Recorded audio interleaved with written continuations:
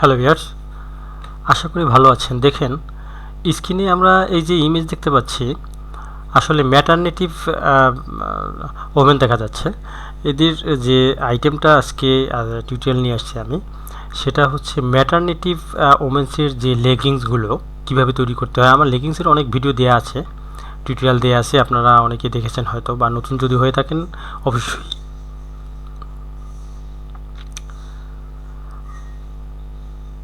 দেখেছেন নিশ্চয়ই, আর যদি নতুন হয়ে থাকেন অবশ্যই দেখে নেবেন। তবে ওগুলোর চেয়ে এটা একটু ভিন্ন, আলাদা। আর যদি নতুন হয়ে থাকেন অবশ্যই সাবস্ক্রাইব করে পাশে থাকবেন, বেল আইকনটি টিপে দেবেন, যাতে করে নতুন নতুন সুন্দর সুন্দর ভিডিও আপনাদের করে পৌঁছে যায় সবার আগে। এই যে দেখুন, এই যে ম্যাটারনিটি, এই যে বেলিকে নেয়ার জন্য এই জায়গাটা আসলে কিভাবে করতে হবে, এটা সেই ব্যাপার আছে, তাই না? তো এই পিডিএফ ফাইলটা অবশ্যই আপনার মতো এক ভিউয়ার আমাকে দিয়েছে। তো আপনার কাছে যদি এরকম থেকে থাকে অবশ্যই আপনি আমার মেইলে সেন্ড করে দিতে পারেন, আমি চেষ্টা করবো একটা টিউটোরিয়াল দেওয়ার জন্যে। ওকে, তো আমরা মেজারমেন্ট শিটে চলে আসলাম এবং অটোটেক সফটওয়্যারে কাজ করব। আমরা শুরুতে নেব হচ্ছে লেন্থ এবং উইথ। আচ্ছা, লেন্থে কী আছে আমরা একটু দেখি। লেন্থ ইনসিএম আছে, টোটাল লেন্থ এখানে নেই, তাই না? ইনসিএম আছে হচ্ছে 74। আমরা ক্যালকুলেটর নিয়ে নেই। 74 এর সঙ্গে প্লাস দিব হচ্ছে যদি সাইড সেম না থাকে। ক্যালকুলেটরটা কীভাবে করতে হবে দেখুন। ফন্ডাইজটা নেব। ফন্ডাইজ হচ্ছে 15.70, 15.70, দ্যাট মিন্স 89.7। আর আমরা উইথে নেব, থাইতে যা আছে এখানে সেটা নেব। এখানে আমরা থাই দেখি কি আছে, 22। তো 89.7 এবং 22। ওকে, এখন আমরা ফন্ডাইজ বা ইনসিএম যেটা আছে সেই ইনসিএমটা অর্থাৎ 74, এটার এখানে পজিশনটা নিয়ে নেব, পি প্রেস করব, এই যে প্যারালেল টুল। এরপরে এখান থেকে আমি এখানে 74 নেব। ক্লিয়ার? এরপরে আমরা দেখি থাইয়ের মেজারমেন্টটা কিন্তু 2 cm ডাউন, তো আমরা এখানে সেই 2 cmটা দিয়ে নেব।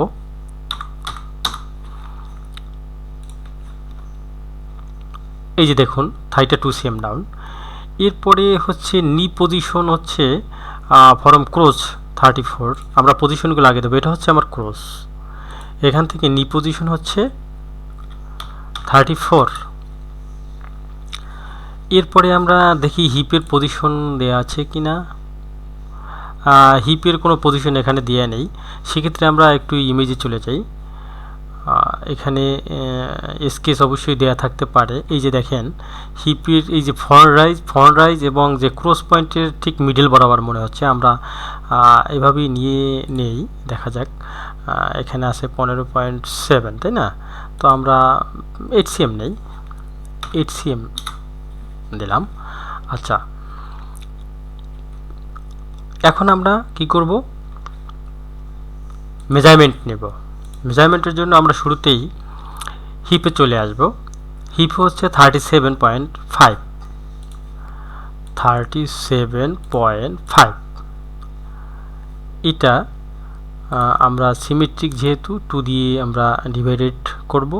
18.75 আমি ও প্রেস করব, এই যে অ্যাড পয়েন্টটা আমি এখানে নেব হচ্ছে, গ্রেডিং পয়েন্ট দিতে হবে অবশ্যই 18.75। ক্লিয়ার? এরপরে আমরা থাই নেব, এটাই। হ্যাঁ, থাইয়ের মেজারমেন্টটা কত আসবে এখানে আমরা একটু ক্যালকুলেট করব। থাই এখানে কত আছে, আমরা ফ্রন্ট রাইজ ব্যাক রাইজের একটা ব্যাপার আছে এখানে, সেটা আমরা এখানে নিলে আসলে ওইভাবে হবে, কিন্তু আপনাকে দেখতে হবে। এখানে দেখেন ওয়েস্টের যে একটা ব্যাপার আছে, ওয়েস্টের এখানে আমার ফ্রন্ট রাইজ দেখছেন বি কতটুকু, আর B06 এই ওয়েস্ট আলাদা। ফ্রন্ট রাইজ কিন্তু টপ অফ ওয়েস্ট বেল্ট থেকে না, ব্যাক রাইজও তাই। তো আমরা সেক্ষেত্রে ফ্রন্ট রাইজ এবং ব্যাক রাইজ টোটালটা ধরব, হ্যাঁ, একদম টপ অ্যান্ড বটম থেকে, অর্থাৎ এই টপ অফ ওয়েস্ট বেল্ট থেকে ক্রস পয়েন্ট পর্যন্ত আমরা ব্যাক রাইজ এবং ফ্রন্ট রাইজ ধরার পরে আমরা ওই থিওরিটায় গিয়ে দেখি কি হয়। ফ্রন্ট রাইজ এখানে ওয়েস্ট বেল্ট B06-এ যাই আমরা একটু। হ্যাঁ, B06 18 আর হচ্ছে 18 আর হচ্ছে 15.7 ফ্রন্ট রাইজ না, তাহলে কত হলো 33.7। এখান থেকে আমরা মাইনাস করব হচ্ছে ব্যাক রাইজ। ব্যাক রাইজ হচ্ছে কত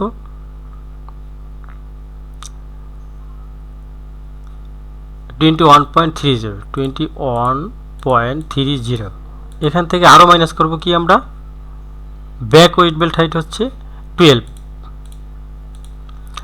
তার মানে 4 মিলি ডিফারেন্স। আমরা যদি এখন এটা আমি কেন করলাম, আমার বিগত ভিডিওগুলো যারা দেখেন, কন্টিনিউ যারা দেখেন, তারা আমি কিন্তু সবসময় থিওরিক্যালি কাজ করি, গ্রামাটিক্যালি যেটাকে বলে। তো সেখানে আমি ফ্রন্ট রাইজ ব্যাক রাইজের যে ডিফারেন্সটা সেটাকে 3 দিয়ে আমি ভাগ করতাম, এরপরে যেটা হতো সেটা আমি থাই থেকে মাইনাস করে এরপরে ফ্রন্ট রাইজের থাই ইউজ করতাম, মানে ফোল্ডটা আর কি, বিশেষ করে ব্যাক এবং ফ্রন্ট পার্টের যে ফোল্ডটা আর কি। তো এখানে কিন্তু সেভাবে হচ্ছে না। হ্যাঁ, আমরা এই জন্য আমি আপনাকে ক্যালকুলেট করে দিলাম। হয়তো অনেকের ভিতরে সন্দেহ থাকবে যে আসলে আমরা এভাবে কেন করলাম না। তো আমরা সচরাচর আমরা যে একটা কমন থিওরি আছে সেটা দিয়ে আমরা এখানে কাজ করব। যেমন আমরা 2cm যদি ফোল্ড দিই, এখানে 2cm ফোল্ড দিলে থাই হচ্ছে আমার 22, তার মানে এখানে 20 হবে। আমি এখানে দেব হচ্ছে 20। ক্লিয়ার? আমরা যাব হচ্ছে নিতেও আমরা 2cm ফোল্ড রাখবো। এখানে নি কত আছে আমরা একটু দেখি। নি হচ্ছে 15। আমরা 15 থেকে যদি 2cm কম দিই তাহলে থাকবে কত 13। ক্লিয়ার? আচ্ছা, এরপরে আমরা যাব হচ্ছে লেগ ওপেনিংয়ে। লেগ ওপেনিংয়ে আপনি চাইলে হাফ সিএম কমিয়েও দিতে পারেন, আমরা কমাবো না, আমরা সবগুলি একই সিস্টেমে করব। 10.5। আচ্ছা, আমরা এখানে যেহেতু হাফ আছে, হাফ না থাকলে আমি 2cm দিয়ে দিতাম। তো হাফ যেহেতু আছে আমরা একটা রাউন্ড ফিগারে নিয়ে নিই, তার মানে 1.5 cm আমরা এখানে কম নেব, তাহলে এখানে 9 cm হবে, তাই না? আমরা 9 cm দিলাম। এখন আমি যেটা করব সেটা হচ্ছে ডিপ্রেস করব। ডিপ্রেস করে ঠিক এখান থেকে এখানে চলে যাব। এরপরে আমি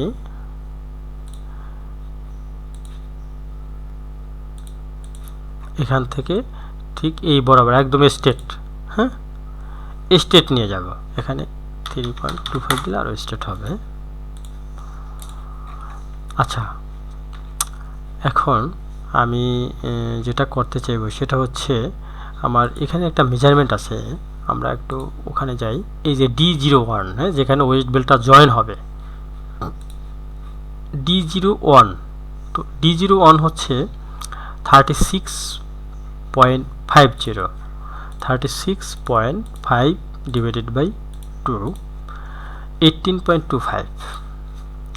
তো আমরা 18.25 যদি হয় সেক্ষেত্রে এখানে হচ্ছে 18.75।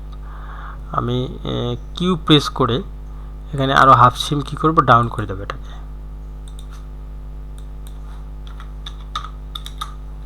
ব্যাস, তাহলে হয়ে গেল না? হ্যাঁ। এখন আমি এম প্রেস করে এই যে মুভ টুল, শিফট চেপে ধরে আমি এখানে শেপটা সুন্দর করে নেব। ক্লিয়ার? আমরা এটাকে আর একটু দূরে নিয়ে যেতে পারি। ওকে, এরপরে আমরা যেটা করব, আমরা একটা গাইডলাইন এনে এখানে প্রেস করব, এরপরে ঠিক এখান থেকে এই বরাবর রেখে দেব। ক্লিয়ার? কেন আনলাম দেখুন, আমি এম প্রেস করে শুরুতে কী করব, ঠিক এই বরাবর এটাকে রেখে দেব, এরপরে শিফট চেপে দেব। শিফট চেপে দিয়ে আমি এখানের যে রাইজের যে শেপটা, মূলত শেপটা নিয়ে নেব। ক্লিয়ার? আচ্ছা, আমি এখন কন্ট্রোল এস দিয়ে এটা সেভ করে নেব। আমি লেগিংস লিলিয়ান মম, যে স্টাইল নামটা সেটা আমি এখানে দিয়ে দিলাম। ওকে, এখন আমি যেটা করতে চাইব সেটা হচ্ছে আমি এখন ফ্রন্ট রাইজ, যে অরিজিনাল যে ফ্রন্ট রাইজের যে মেজারমেন্টটা সেটা এখানে প্রয়োগ করব। তো সেটার জন্য ফ্রন্ট রাইজ হচ্ছে 15.70 আমি ও প্রেস করে এখানে দিব হচ্ছে 15.70 ক্লিয়ার। ডি প্রেস করে আমি এখান থেকে এখানে একটা ড্রয়িং এঁকে নেব, ক্লিয়ার। ওকে, এখন আমি কন্ট্রোল বি প্রেস করে এটাকে আলাদা করে ফেলব।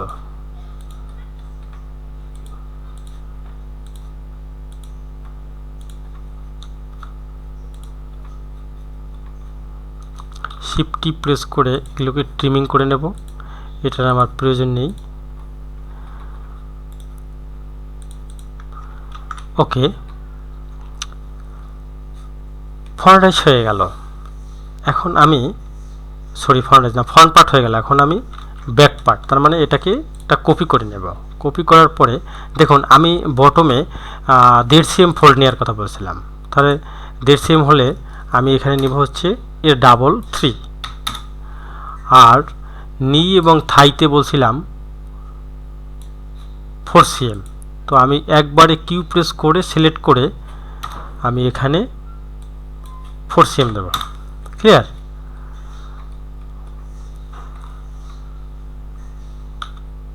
এখন শেপগুলো একটু স্মুথ করে নেব।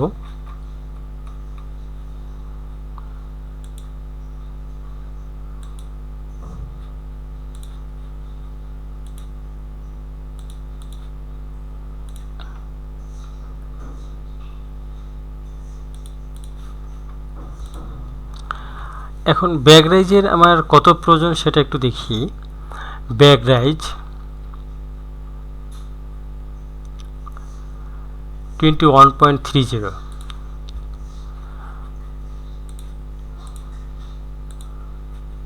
এখানে আছে হচ্ছে 18.58, 18.58 মাইনাস 21.30, আমার 2.72 কম আছে, আমার সেটা এখানে নিতে হবে।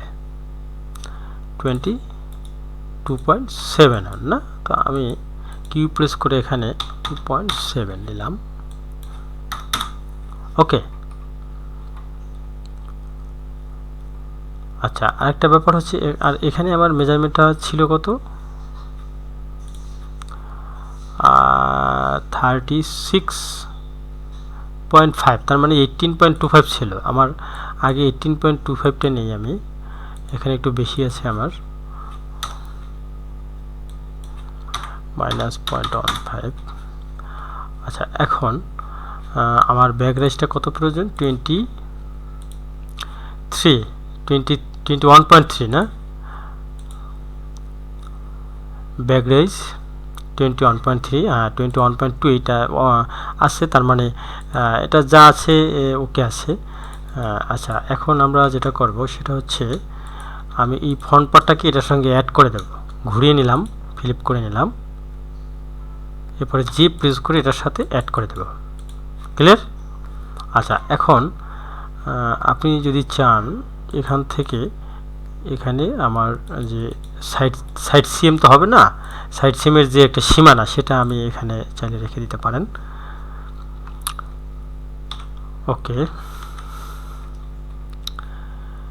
এখন যেটা করতে হবে সেটা হচ্ছে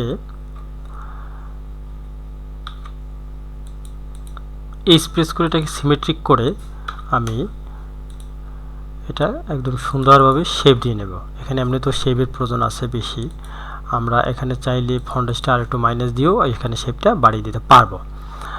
আচ্ছা এখানে এখন শেপটা ঠিক করার জন্য আমার কি করতে হবে, আমি কিন্তু এম টুলের মাধ্যমে, হ্যাঁ এই যে মুভ টুল এর মাধ্যমে করছি।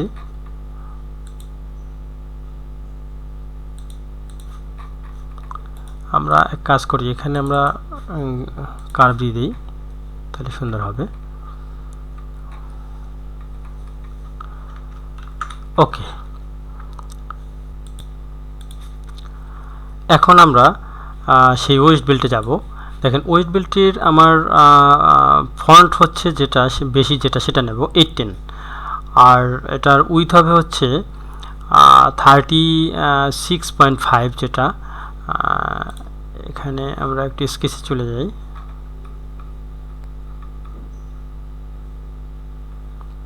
D01-এ 36.5 36.5 ডিভাইডেড বাই 2 18.25 18.25 হচ্ছে আমার হবে উইথ, আর 18 হচ্ছে হাইট। তো আমি এখানে 18.25 and 18 নিলাম। হ্যাঁ, আচ্ছা, এখন এটাকে আমি সিমেট্রিক করব। ধৈর্য সহকারে দেখবেন, এটা একটা ইম্পর্টেন্ট ইস্যু। আমি এটাকে ঘুরিয়ে নেই, আমি এটাকে আনসিমেট্রিক করব শিফট এইচ প্রেস করে। ক্লিয়ার? এরপরে আমি এখানে ডি প্রেস করে একটা, এটা হচ্ছে সাইড সেম আমার, এটা হচ্ছে ফ্রন্ট। ক্লিয়ার? আচ্ছা, এটা হচ্ছে ব্যাগ। এখন ব্যাগে হচ্ছে ব্যাক ওয়েটমেন্ট হচ্ছে 12। তো আমি ও প্রেস করে এখানে 12 লিখব। এরপরে আমি এখানে ডি প্রেস করে দিয়ে এটা আমরা একটা লাইনে নিয়ে আসব। তো আমরা কিউ প্রেস করে যদি এটাকে আমরা আনুমানিক টেকনিক্যাল ইস্যুতে যা আসে আমরা 3 cm দিই, 3 cm, হ্যাঁ, এই লাইনে চলে নিয়ে আসলাম। এরপরে কি করব, আমরা শিফট প্রেস করে এম টুল দিয়ে এটাকে শেপ দিয়ে নেব, সুন্দর করে একটা শেপ দিয়ে নেব।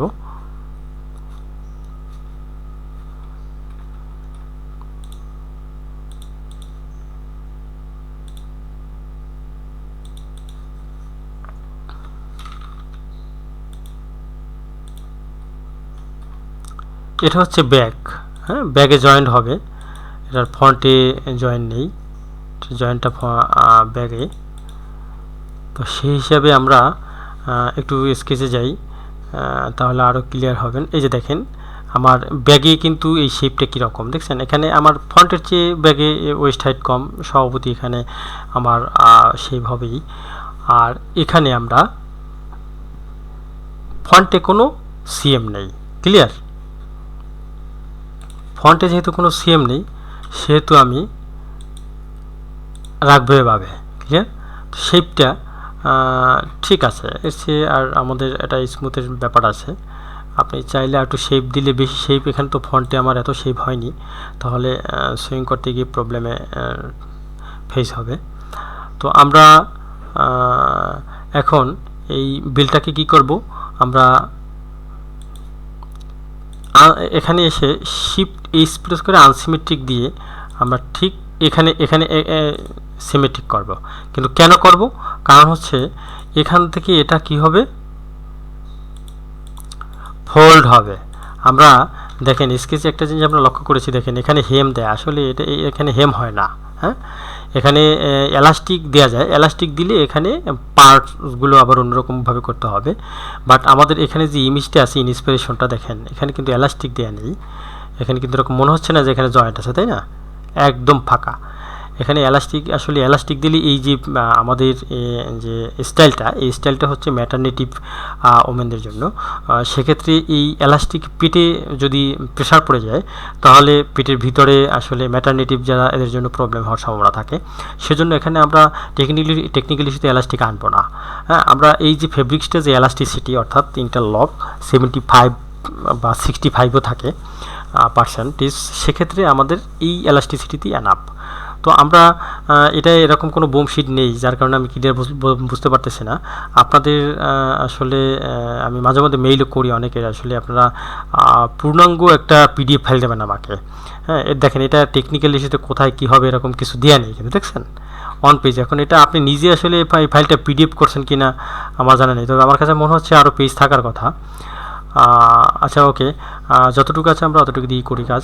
তো এটা হচ্ছে আমাদের অরিজিনালি ওয়েস্ট বেল্ট। তো এখানে আমরা এখানে কার্ড মার্ক দিয়ে দেবো, আমরা এন প্রেস করে আমরা কার্ড মার্ক দিয়ে এগুলো দিয়ে দিলাম। এখানেও কার্ড মার্ক দেবো, এখানেও কার্ড মার্ক দেবো।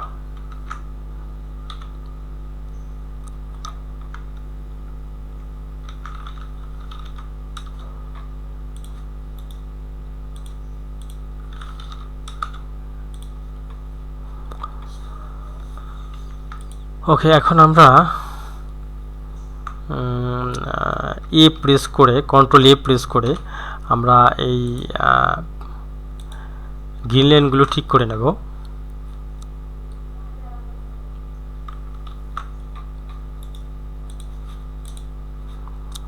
এখন আমরা নামকরণ করব। এটা হচ্ছে ওয়েট বেল্ট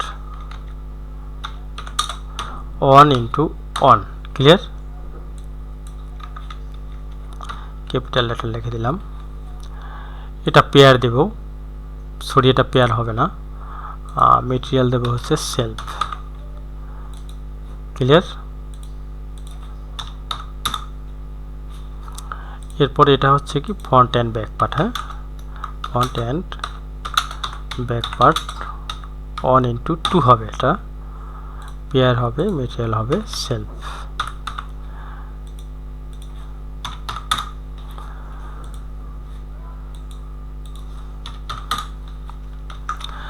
এখন আমরা সুইং অ্যালাউন্স অ্যাপ্লাই করব।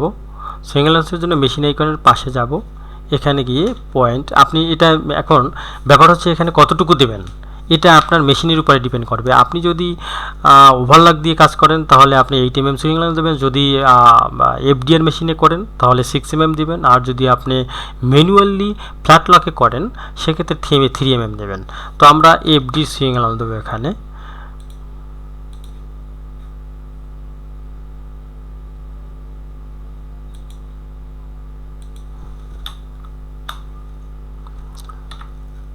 .6 দিলাম।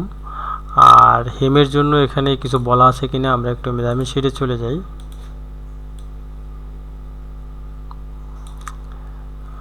হেমের জন্য এখানে কিছু বলা নেই, দেখছেন টেকনিক্যাল শিটটা টোটালটা না থাকলে এরকম একটা প্রবলেমের ফেস হতে হয়। আমরা এটাকে 1.5 cmও দিতে পারি, 2 cmও দিতে পারি। আমি 1.7 দেব, যেহেতু এখানে 1.5 cm বেশি হওয়ার কথা না। ওকে, আর আমার সুইং অ্যালাউন্স এখানে যেটা আছে সেটাই থাকবে। এটা ওভারলক দিয়ে যে অ্যাটাচ করার পরে এরপরে আপনার ফিট অফ দিয়ে দেবে টপ স্টিচ, তাই না? আচ্ছা, এখন ব্যাপার হচ্ছে আমরা যে সাইজটা করছি সেই সাইজটা আমাদের দিতে হবে। আমরা আসলে সিলেক্টেড সাইজ ছিল স্মল সাইজ, এটা আগে আমি বলিনি। এই যে দেখেন স্মল সাইজ, এই স্মল সাইজ নিয়ে আমরা কাজ করছি। এখন স্মল সাইজ দেবো আমরা, গ্রেডিংয়ে গিয়ে সাইজ টেবিলে গিয়ে এখানে স্মল লিখে দেবো, তাহলে স্মল সাইজ হয়ে গেল, এটা ক্লিয়ার। ওকে, তো আমার কাছে মনে হচ্ছে ভিডিওটা আপনার কাছে ভালো লেগেছে। আর যদি ভালো লেগে থাকে এবং আপনার কাছে যদি কোনো পিডিএফ ফাইল থেকে থাকে, যদি মনে করেন যে আপনার একটা টিউটোরিয়াল প্রয়োজন, অবশ্যই আপনি আমার মেইলে সেন্ড করে দিতে পারেন। আর আপনি চাইলে আমার কাছ থেকে একটি টিউটোরিয়াল সুন্দরভাবে এবং নিজের মতো করে পেতে পারেন। সেজন্য সাবস্ক্রাইব করে পাশে থাকবেন অবশ্যই, এবং ভিডিওটা শেয়ার করতে ভুলবেন না, আপনার মতো আরও অনেকে উপকৃত হবে। এখানে আরেকটা ব্যাপার আমি একটা সিস্টেম বলে দিই। দেখেন এখানে আমার সার্কামে কিন্তু একটু 2-3 মিলি এদিক সেদিক হয়েছে, সেটা আপনি এখানে বডিতে বাড়িয়ে দিতে পারেন, আর তাহলে জিনিসটা করতে সুন্দর হবে। ওকে, এখানে একটা কাট বাকি ছিল, দিয়ে দিলাম। ওকে, থ্যাংক ইউ ফর ওয়াচিং।